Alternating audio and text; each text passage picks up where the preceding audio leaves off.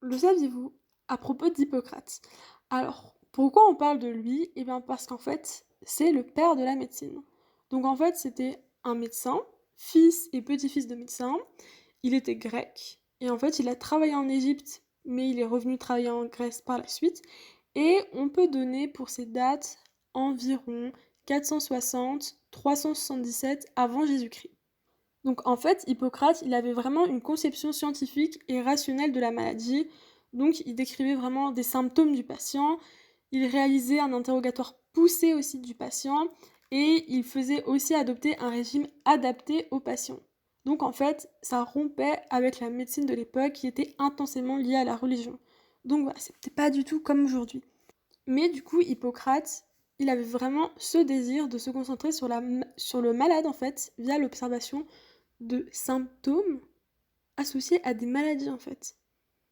Et aussi du coup l'environnement du malade qui pouvait influer sur les souffrances du malade.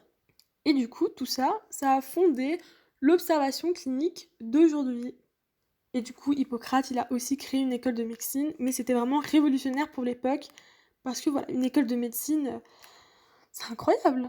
Bref, et du coup, Hippocrate, il a vraiment rationalisé à la fois l'étiologie de la maladie avec les signes cliniques qui peuvent amener à des diagnostics et des pronostics.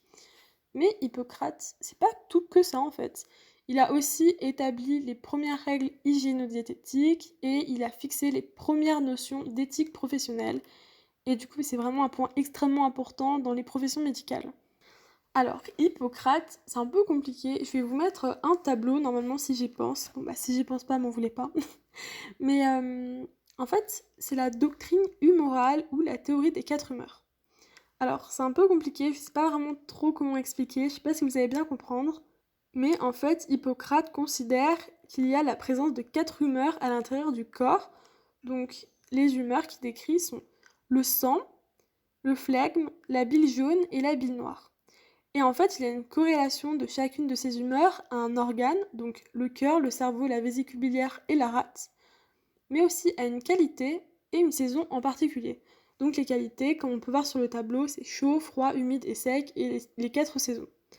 Donc en fait, il veut expliquer la maladie par un déséquilibre de ces quatre humeurs. Donc voilà, s'il y a un déséquilibre, il y a une dyscrasie, donc c'est une maladie. En fonction de l'humeur prédominante, il y aura l'apparition de symptômes ayant une certaine qualité ou touchant un certain organe.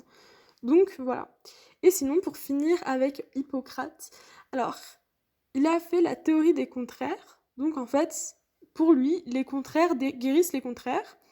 Et il a écrit plein d'ouvrages, notamment Corpus Hippocraticum, et pour finir, il est vraiment connu du coup pour le serment d'Hippocrate prêté par tous les médecins à la fin de leurs études.